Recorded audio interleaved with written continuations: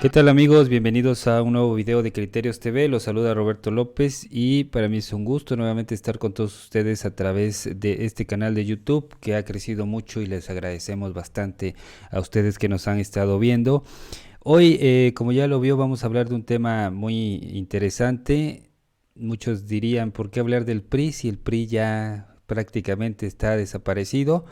Pero al ser un referente histórico de la política mexicana, creo que eh, pues somos una generación que nos va a tocar ver la desaparición del PRI y actualmente en estos momentos existe un conflicto que se ha generado entre el que hasta hace unos pocos días fue su coordinador de bancada en el Senado, Miguel Ángel Osorio Chong, exsecretario de gobierno con Enrique Peña Nieto, y el presidente, el polémico presidente del PRI, Alito Moreno, y vamos a platicar sobre este conflicto y sobre lo que está sucediendo en el PRI, que pues muchos ya vaticinan que es la última desgracia que va a vivir el PRI antes de desaparecer.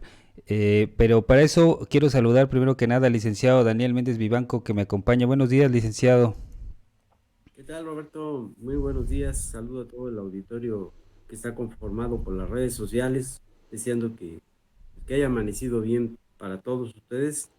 Y aquí, pues con gusto, atento a participar con las preguntas que me vas a lanzar al aire. Licenciado, un PRI polémico que surge después de la revolución y que nos gobernó por más de 70, casi 80 años en México y del cual pues ha sido sinónimo de corrupción, de todo lo que ha venido a afectar en el país en cuanto a política y actualmente en una especie como de decadencia desde hace algunos años, bueno, desde que pierde la presidencia de la República y gana el actual presidente, pues se ha venido pues en una picada muy fuerte el PRI, cada vez más debilitado. Actualmente se van a llevar a cabo elecciones en dos estados, en los últimos dos estados donde gobierna, y pareciera que tuvo que llegar a un acuerdo para poder conservar una de las gobernaturas y entregar la más importante de todas. Usted que le gusta mucho la historia y que conoce perfectamente la historia del partido, ¿cómo ve la situación que está viviendo el PRI actualmente?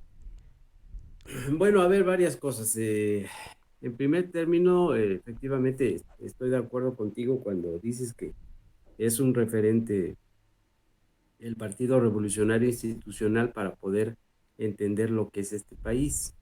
Y esto que acabo de decir lo he tratado de decir casi textualmente porque nuestro público, a ver si se acuerda de cuando entrevistaban a Carlos Monsiváis, y ya ven que Carlos Monsiváis pues, era un hombre de izquierda, ¿no?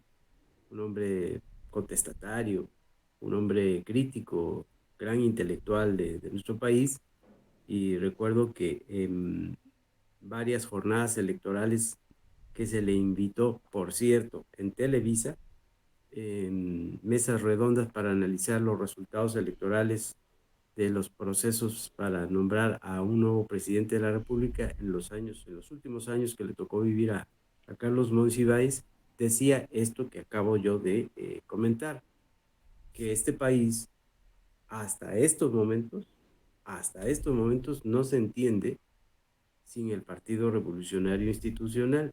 Y digo hasta estos momentos porque, como hemos estado observando, ese proyecto de la Cuarta Transformación pues, le ha costado mucho trabajo a la administración federal actual aterrizarlo.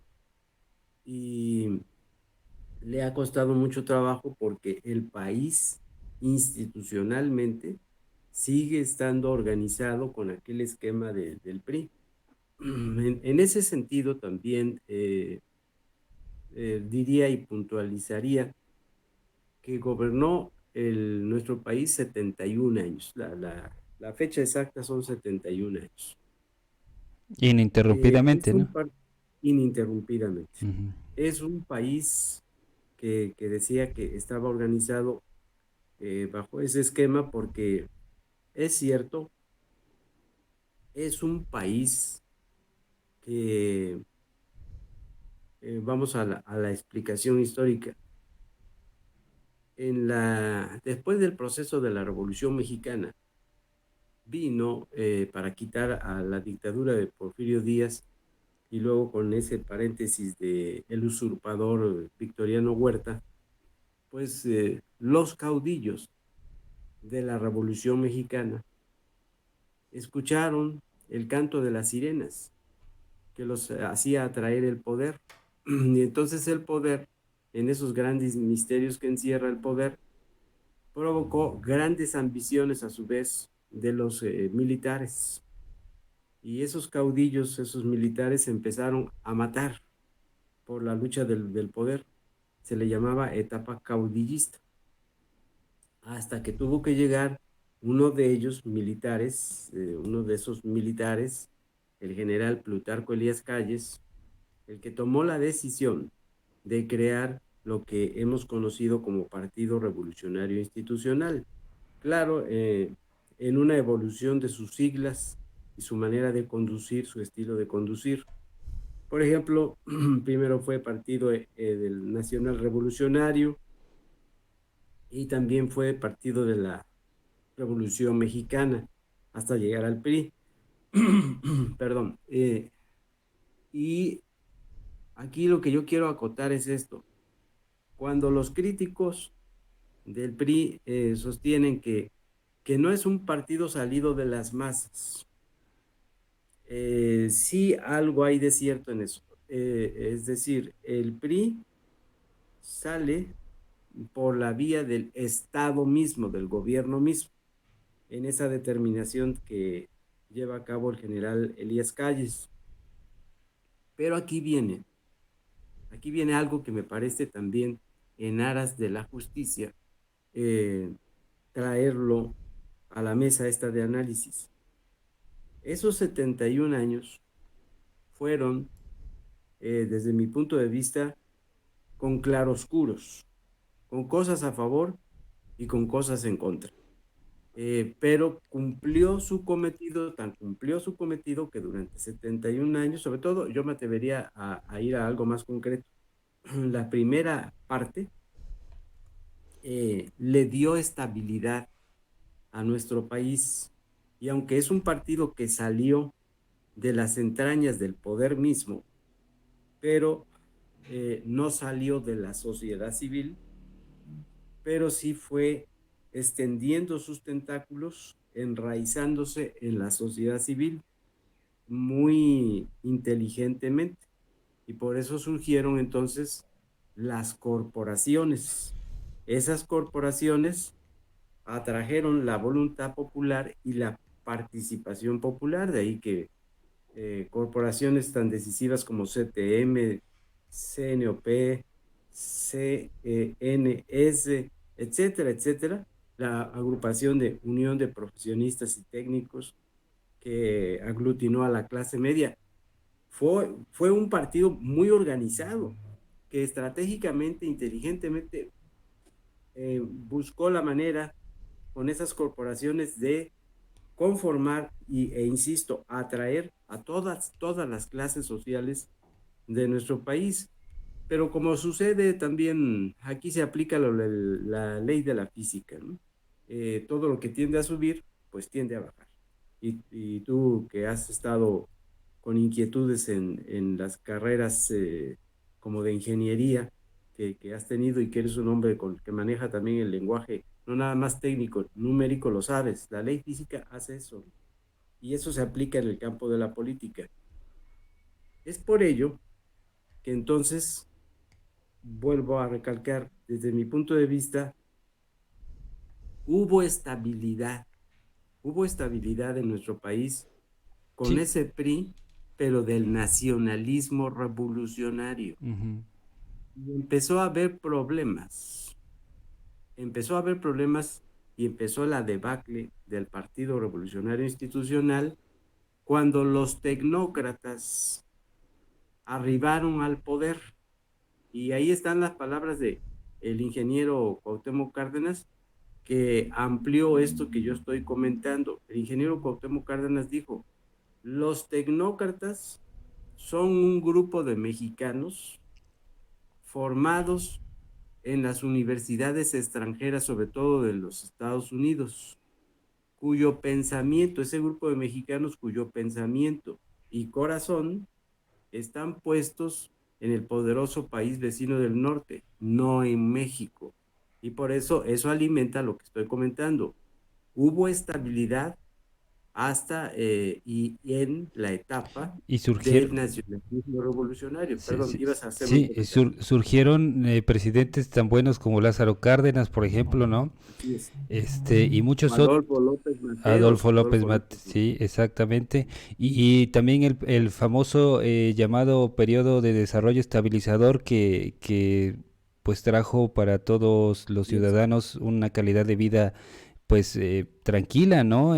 Sin violencia, económicamente bien y que como bien... Luego hay otro periodo, aparte del desarrollo estabilizador, hay que sumarle el periodo denominado el milagro mexicano, Ujú. que afianzó la visión del desarrollo estabilizador.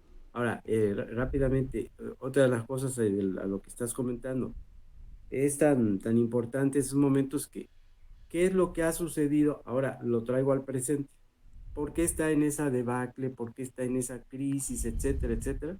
El Partido Revolucionario Institucional, porque si hemos observado, el presidente de la República de México actual, que es salido de las filas del Partido Revolucionario Institucional, prácticamente le ha aprendido, le ha quitado el ideario político del PRI, que tenía el PRI en ese nacionalismo revolucionario, porque estoy de acuerdo, yo estoy de acuerdo y lo he dicho varias veces, que a una alternativa que hay en estos momentos, y el presidente López Obrador se ha dado cuenta de eso, una alternativa que hay ante las grandes traiciones al pueblo de México de los neoliberales, pues es, y lo hizo el presidente López Obrador, voltear la mirada al nacionalismo revolucionario. El presidente López Obrador está identificado con el nacionalismo revolucionario y el grupo que lo rodea, su equipo de colaboradores, que varios de ellos vienen de ese PRI del nacionalismo revolucionario, pues ha provocado que ese equipo de colaboradores sea compacto porque están de acuerdo en esa ideología que dimana, que proviene del Partido Revolucionario Institucional. Ahora, ¿por qué está en crisis el PRI? Luego entonces, ¿por qué está en crisis? Porque al aproximarse un proceso electoral como el del 2024, yo veo un problema, hay un problema en los priistas de definición ideológica. Si, por ejemplo, el PRI, que ahora está en alianza, si el PRI lo que nos quieren presentar es un regreso al pasado neoliberal y con figuras como Claudio X González, que está como uno de los dirigentes principales de esa alianza, y del PRI también, obviamente, eh, pues ese neoliberalismo o ese regreso del neoliberalismo hacia el pasado, nosotros los mexicanos lo hemos padecido, pues es lo que no queremos. Lo que tiene que hacer la oposición y la alianza opositora, PRI, PAN, PRD, es ubicar bien, definir muy bien cómo es el posicionamiento ideológico. Hay algo interesante. Eh, Escuchando una entrevista que le hizo Javier Solórzano a Rubén Moreira, te decía, hace unos días te decía yo en uno de estos programas, Rubén Moreira ha hecho una serie de planteamientos interesantes en lo que se podría dejar entrever que el PRI no necesariamente actual tendría que volver o insistir en el neoliberalismo para presentar esa alternativa de solución ante la elección que se avecina. Eh, y se pudo percibir en esas declaraciones de Rubén Moreira una especie de regreso equilibrado a las políticas sociales que sí las tuvo el PRI en ese nacionalismo revolucionario, Roberto. Y ahorita precisamente que toca ese tema, uno de los últimos tecnócratas como Osorio Chong, que todavía posee una senaduría y que pertenece al grupo del presidente Peña Nieto y del grupo Atlacomulco y todos ellos que gobernaron el país durante varios sexenios, pues ahorita se están rompiendo, ahorita hay un conflicto y bueno, no sé si usted que ha vivido más años que yo y ha visto la historia del PRI, de ese PRI que llegó a ser poderoso e influyente y vaya el dominante del país, verlo en una situación así donde pues está a punto de perder una de sus dos grandes, uno de sus más grandes bastiones que es el Estado de México y quedarse por medio de lo que parece ser pactos políticos la gobernatura de Coahuila que pues básicamente sería una nada más después de haber dominado por tantos años, Lick. Sí, es cierto eso. Ahora, yo ahí vuelvo a la metáfora que he utilizado del engrudo. En primer término, al interior del PRI, de lo que ha quedado del PRI, vemos, y yo lo estoy percibiendo de esa manera, dos grupos. Un grupo que como cabeza de playa tiene a Osorio Chong y a Claudia Ruiz Massieu, Claudia Salinas Ruiz Massieu. Ahí vemos en abierta confrontación contra Alejandro Moreno. Pero lo interesante de esto, cuando tú hablas de quienes están identificados como tecnócratas, en ese grupo hay tecnócratas, el que encabeza Osorio Chong, hay tecnócratas y grupos, pero también grupos políticos tradicionales del PRI. Osorio Chong también, así como tú has dicho que es tecnócrata, pero encabeza a un grupo político bien visible, bien identificable, que es el del estado de Hidalgo. ¿Y por qué el ataque hacia Alejandro Moreno? Decías tú, es un grupo identificado, el de Osorio Chong, con Enrique Peña Nieto, pero aquí viene la parte interesante. Resulta que, porque es importante tener la memoria histórica para no perderla. Alejandro Moreno llega a la dirigencia nacional del PRI bajo el dedo señalador y contra la voluntad de muchos priistas, bajo el dedo señalador de Enrique Peña Nieto. Esa es la clave. Llega por Enrique Peña Nieto. Y hemos visto que en aquella primera plática, cuando por primera vez, ya siendo presidente electo Andrés Manuel López Obrador, ¿cuál es uno de sus primeros actos? Ese domingo que se da a conocer su triunfo, el martes siguiente, el mismo López Obrador dijo, voy a hacerle una primera visita en Palacio Nacional al presidente Enrique Peña Nieto. Y ahí se tomaron acuerdos. Y uno de esos acuerdos, lo tengo que decir porque saltan a la vista también, uno de esos acuerdos fue el ir respetando posiciones, eh, como cuáles, como las de Alejandro Moreno. Aquí vendría una pregunta que podría hacernos el auditorio. Pero entonces cuando Alejandro Moreno de repente empieza a atacar desde la Cámara Legislativa a las políticas públicas, a las iniciativas de ley, de las reformas que ha querido emprender el presidente de la República, como la reforma eléctrica, ¿por qué lo ataca y se va como oponente? Porque ha habido un pendular. Además, se ha visto en la necesidad de Alejandro Moreno, en muchos momentos lo hemos visto aliado con el presidente, traicionando a sus correligionarios priistas en esa visión política que se tiene del país, y en otros momentos lo hemos visto en un posicionamiento opositor a las políticas públicas del presidente López Obrador. Ujú. Pero ya comentábamos ayer en un programa y ahora lo ratificaría, porque yo fui uno de los que dije anoche en el programa y lo ratifico. Yo tengo la impresión de que el Estado de México se va a perder. Pero más bien aquí la palabra que habría que agregar es se va a dejar perder el PRI, el Estado de México, por arreglo popular, por valor entendido. Hemos visto un número de veces bastante considerable en que el presidente López Obrador ha visitado el Estado de México y ante increpaciones que le han hecho de que por qué todas esas atenciones hacia el gobernador Alfredo del Mazo, el presidente ha dicho, recuerdo una de las más recientes intervenciones cuando a la hora de querer hablar su discurso, decir su discurso Alfredo del Mazo, había gritos en su Ujú, contra. sí. El presidente se dijo, a ver un momento, déjenme hacer uso de la palabra, y defendió al gobernador del estado y dijo que lo dejaran hablar.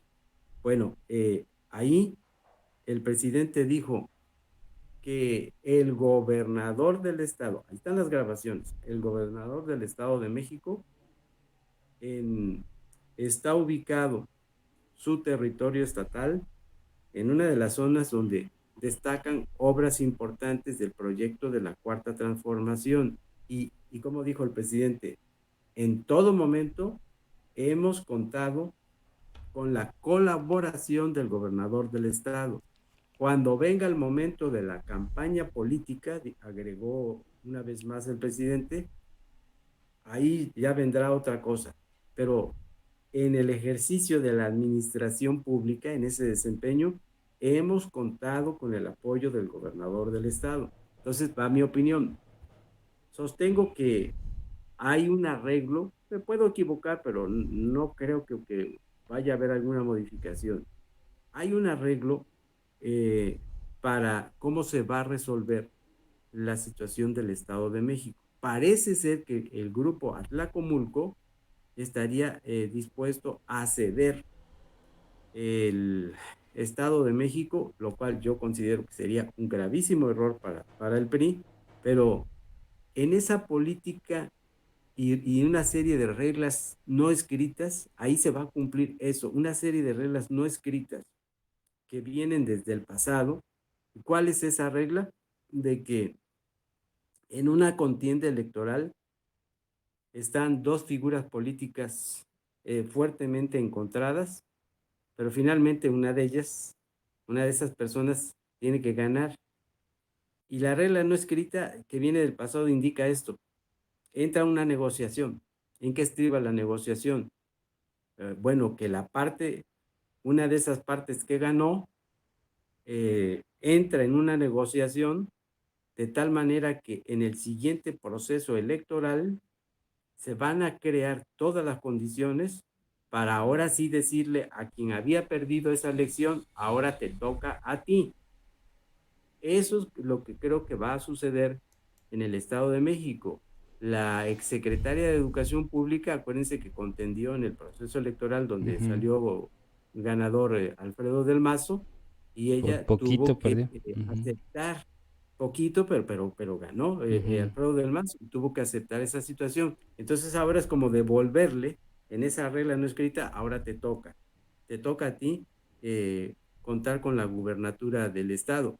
Y mira que la candidata, estoy de acuerdo en eso, en que la candidata del PRI al gobierno del Estado de México es una candidata que está demostrando oficio político muy bueno, pero he venido observando y lo que he venido observando es que ujú. la están dejando sola en función de ese arreglo popular que ya se está dando en el Estado de México, Roberto. Ya para finalizar, Lick, ¿cree que este conflicto que se está llevando a cabo actualmente en las cúpulas del PRI podría llevar a una eventual desaparición del partido, un partido, como ya lo dije, histórico y que no hay que negar que pues forma parte importante de la historia de México desde su creación hasta la fecha? Eh, ¿Cree que haya posibilidades de que desaparezca el PRI o que en un futuro podamos ver un resurgimiento como lo vimos cuando Fox les arrebató la presidencia, Lick? Todo puede suceder. ¿M? Si el Estado, aquí hay varias preguntas que saltan a la vista. Si perdiera la elección del Estado de México, entraría en grandes aprietos. y vendrían consecuencias en materia político-electoral, como cual, pues lo primero que estoy pensando es perder un registro. Esa sería una consecuencia fatal para el Partido Revolucionario Institucional. El otro punto es de que sí, efectivamente, otra frase que viene del pasado, política que llena de sabiduría, en política dice esa frase, en política no hay político muerto. Es posible que eso pudiera ocurrir y entonces vendría una tercera pregunta. En esos arreglos cupulares, porque los arreglos cupulares siempre han estado más allá del proceso electoral, más allá de cuando los ciudadanos hemos salido a votar, hay arreglos cupulares. Entonces, en esos arreglos cupulares, si se cediera el Estado de México, ¿en qué va a consistir el hecho de cómo quedaría el Partido Revolucionario Institucional? Por ello, entonces, habría que estar atentos, pero sí, desde mi punto de vista, perder el Estado de México pondría en serias complicaciones al Partido Revolucionario Institucional. Sí, Osorio Chong acusa que Alejandro Moreno quiere ser el presidente o el candidato a presidente de la República, pero pues con esto de que van en alianza y no van en alianza y que se peleen y que se enojan y luego decidir el candidato, creo que va a ser también un motivo donde podría causar ahí problemas en esa alianza que se va a hacer y que lo único que está favoreciendo pues es a la oposición, en este caso a Morena y el presidente de la República, que les conviene que se lleve a cabo todos estos procesos, Lick. Nada más no perdamos de vista, aquí viene también otra parte interesante, hablando de lo que estoy diciendo de las negociaciones en la política. No olvidemos que la alianza PRI-PAN-PRD habían llegado ya a un acuerdo. ¿Cuál era el acuerdo? De que en el Estado de México, en la elección del Estado de México, el candidato pues es candidata y sería o saldría de las filas del PRI,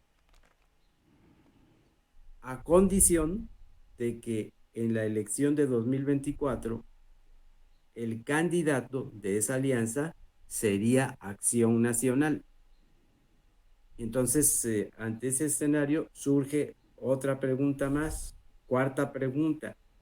Esos acuerdos a los que habían llegado los de esta alianza opositora, se van a respetar ante el panorama político tan cambiante, y mira que si va a haber muchos cambios y variaciones conforme nos vayamos acercando al 2024. Se va a mantener esa situación, sobre todo en esto que acabo de comentar. En la elección de 2024, hasta donde yo me quedé con los acuerdos, en esa alianza el candidato saldría del Partido Acción Nacional. ¿Se va a respetar? Ahí dejo la pregunta al aire. Sí, y es que Alejandro Moreno no se ha visto muy confiable, como ha estado, como que bien lo dijo usted, como que tantito para acá, tantito para allá, y no se termina de definir, ¿no? Bueno, Lick, pues le Así es. agradezco mucho que haya estado conmigo en este video. La verdad es que muy interesante, como siempre, sus opiniones y también sus referencias históricas que tanto abonan al presente, a entender el presente que estamos viviendo, Lick. Muchas gracias, Roberto, por la invitación. Es un placer estar aquí en los programas que tú tienes por la mañana. Bien, pues le agradecemos también a usted que nos estuvo viendo, a la gente que lo va a ver posterior, pues no olvide darle like, comentar y si no se ha suscrito al canal, suscribirse para que más personas puedan ver nuestros videos. Pues ahí está lo que opinamos, lo que pensamos de lo que está ocurriendo actualmente en el PRI. Veremos qué pasa, como dice Lick acertadamente, en este mundo tan cambiante de la política. Bueno, pues yo soy Roberto López y los veo en otro video de Criterios TV.